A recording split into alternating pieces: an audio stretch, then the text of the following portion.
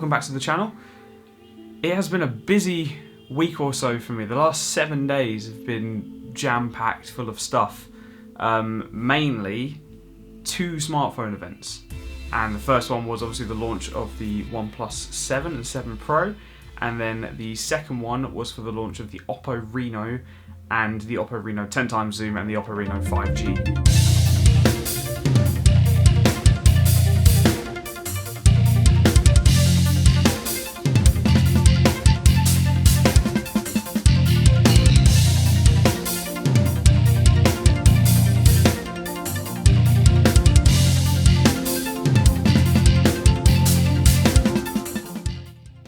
With this video, I'm probably going to be comparing them a lot. I'm going to try and talk about both because they're going to be very competitive, and for the first time they're going to be very competitive in the UK market as well. So OnePlus have been doing phones in the UK for a couple of years, but they still haven't properly broken through into the top market just for the UK.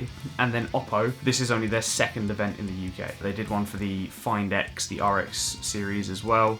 This is 2 companies that do have a history, obviously, and they're both going to be competing in the same market now, which is really interesting. So I'm going to talk about both. Okay, so first of all, let's talk about the OnePlus launch. It was a great event. It was a highly public event. You know, you could buy tickets and you could just show up. It was really, really cool. They had a really nice sort of entrance and experience area, and the whole setup was very professional and very, very well put together. Obviously, it's very exciting sitting and listening to all of the announcements and getting to see Pete right in the front row. That's where I was, right at the front. It was absolutely incredible. And then obviously talking about the handsets themselves, that was a brilliant experience. So the OnePlus 7 devices, the Pro is obviously the main selling point of that event, and I think it went really well for them. I think the 7 Pro is obviously the best phone they've ever made, and is a really, really great phone in this market right now, looking at phones that sort of range from £800 upwards, at least, more along the side of £1,000 or $1,100, $1,200. So they are competing in a really, really good place right now. I still have a few drawbacks about it, a couple little things here and there, but most of them come down to personal preference or what you use a handset for yourself. So for example, let's take the display as the main point.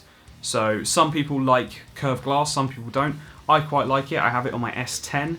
On my Pixel it's kind of there, but the display isn't curved. It's just the glass that sort of melts over the edge a little bit. Obviously it's a really nice quality display, really, really bright, fantastic resolution, and then obviously you have the 90Hz display. This is something that I still look at my phones now, nearly a week after the event.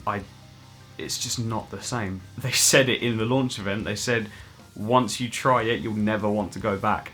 And I already am not liking being back at the standard refresh rate phones. There's just something about having that smooth experience on a handset that you can't get anywhere else. I mean, an OLED panel with this refresh rate is just untouchable in this market right now. And for starting at 669, you can't find anything of that caliber in the UK right now for the display. Samsung's display obviously is the best quality, and colour accuracy and vibrance, all of that stuff does make Samsung's display the best in the market for just those specific things. But for the usage, for the actual feel of it in your hand and scrolling through and using it and just playing with the interface, it's just insane. Absolutely ridiculous how quickly you get fond of it and how quickly you then dislike any other handset that doesn't have this feature. It's a real pro and a real con for someone who's not actually going to be buying it, like myself. I'm going to try and get a unit so that I can test it and so that I can give a full review, because this is just kind of impressions from the event and whatnot. But I'm not going to own one of these handsets, so I'm probably not going to get to experience that much more until it comes to other devices in the market. So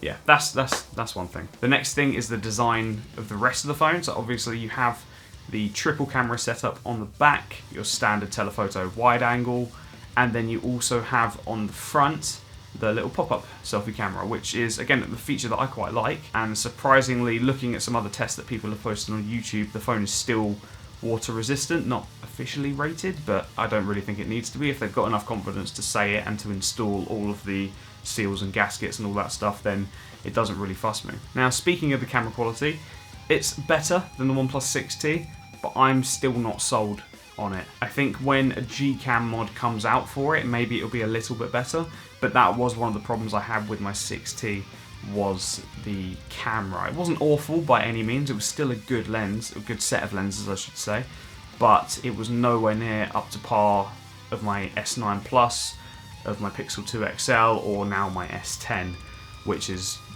you know, blowing everything out the water right now. I prefer other handsets purely for the fact of just the raw quality.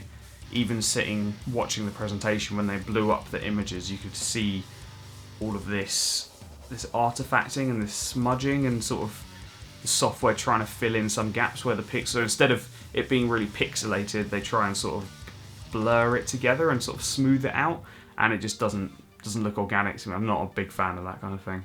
Other than that, like I said, the event was brilliant.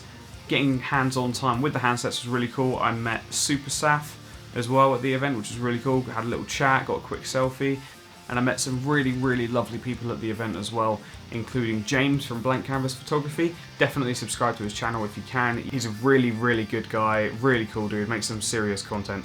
Check him out. Hopefully he'll be uploading a little bit more frequently, but right now he's working on some big projects. So just go check him out, he's really cool. Whoa. Okay, let's talk about OPPO.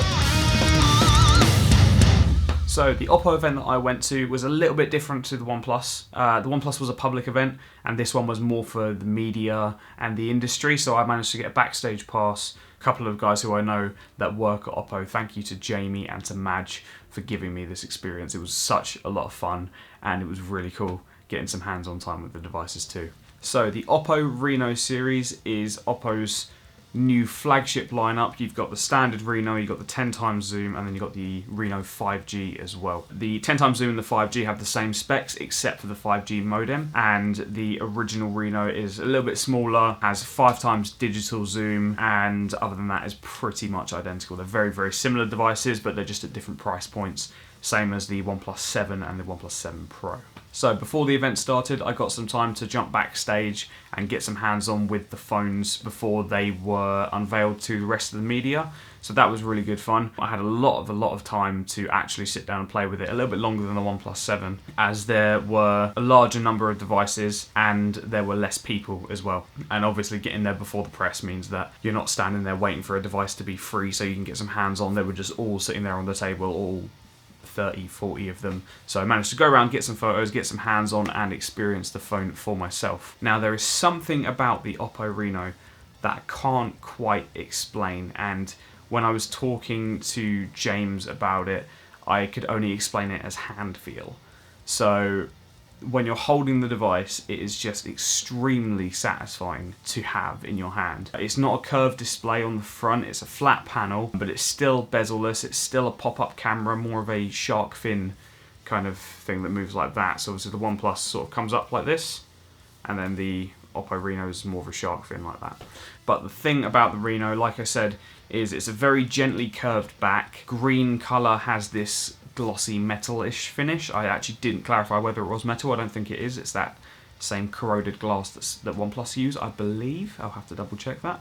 But it just feels so much more satisfying to have in the hand than the OnePlus. The OnePlus was top weighted, and it was also very heavy and very bulky to hold. It was, you know, 1.5 times the thickness of my S10, whereas the RENO was exactly the same weight and exactly the same thickness as my S10, which is kind of impressive considering the S10 was the lightest flagship device to launch this year. The OPPO RENO, like I said, the camera has this 10x zoom on the 10x zoom version, so you can zoom in 10 times, and you can also push it further to 20 times if you wanted to. The quality is very, very impressive. Personally, I think the lenses are actually higher quality than the ones in the OnePlus, just because from taking photos in there and testing it out with different lighting, with different sources, with different backgrounds, it seemed to be of a much higher quality, and the processing and the HDR and stuff like that seems a little bit more refined than OnePlus's own software. The phone is very fast and very snappy to use. Didn't see any lag issues or anything like that, so it was very easy to interact with and get around the UI and see what was available on the handset. Speaking of the UI though, they use their own UI called Color UI, and this is where you start weighing up the pros and cons of these phones. So Colour UI isn't bad, but it is different. Very, very different to what OnePlus has, or what Samsung has, or what any other brand has. It's a very unique way of portraying the Android system. For comparison, if you take Oxygen OS, you're getting this very stripped down but customizable version of Android where it's close to stock Android, and in my opinion better than stock Android because of the level of options that you have. And like I said, Colour UI it still works, it still doesn't introduce any lag or any issues with the handset, but it definitely does change the way that you would see the device when you're using it every day. You'd have to relearn a couple of different shortcuts, you'd have to get used to the colour schemes and the icons and things like that, where it would just feel a little bit different. It's more of a hybrid between an Android and a Samsung. It's a little bit like Huawei's UI. It's just not the same. There's something different about it. For me, I'm not personally a big fan of Colour UI. I prefer Oxygen OS. Now, one of the main reasons that these two are going to be competitors is because of 5G. And in the UK, we have a network called EE, who merged from T-Mobile and Orange. And we simply are only going to be getting a few 5G devices in the UK at the launch of 5G in about 2 months' time. And one of them is going to be the OnePlus 7 Pro 5G, and one of them is going to be the OPPO RENO 5G. And the OPPO RENO 5G, I know of the price point, but I'm not allowed to actually say it yet. It's more appealing than you might think. The OnePlus 7 Pro 5G, I actually don't know the price point for. They didn't announce it anywhere, and I don't know if it's going to be available just to purchase or if it's only going to be available on monthly contracts. But I know the OPPO RENO definitely will be available to purchase outright for a set price. Obviously, if you're someone interested in the 5G market in the UK, everyone knows it's not here yet, but it is very close to happening. It's going to be in a couple of major cities on EE and a couple of major cities on Vodafone as well. O2 and 3 haven't spoken about it, so we don't really know what's happening there. But these two devices are going to be neck and neck when 5G launches for people who are really interested in that development. Now, once again, I'm going to try and get a review unit for the OPPO RENO as well, because that would be something that would be really fun to test out and really fun to run for a couple of days or a couple of weeks and just see how it performs in comparison to something like the S10 over a longer period of time. But that's most of what I wanted to talk about in this video, was just the impressions that I got from the handsets. They do fit into two categories. They both have a budget version and a more expensive version. The budget version of the OPPO RENO is unfortunately using a Snapdragon 710 as opposed to the 855 that's in the 5G and both of the OnePlus models. But on the flip side, you are getting 8GB of RAM and 256GB of storage on the base model, whereas on the OnePlus you're not quite getting that on the base model. It just, you have to choose between these little things. That's why, again, they're going to compete so heavily, because some people are going to prefer one thing or another. If people purely need storage, then they would obviously go for the RENO if they really need that much. If they prefer performance, they would go for the OnePlus 7. And then between the OPPO RENO 10x zoom and the OnePlus 7 Pro, again, it will come down to, a USP, one particular unique selling point. So for the OnePlus, it would be the 90Hz display, for example. So, I mean, there's a lot happening in the smartphone industry right now, and especially in the market that's looking at, I don't even know if you can call it mid-range anymore, the sort of budget flagship category, and also 5G. Let's see how it unfolds. Like I said, if I get any more time with the handsets, I'll be straight on here and I'll be letting you know about it and what I think. But that's all for now. I hope you have a fantastic day, and I will see you in the next video.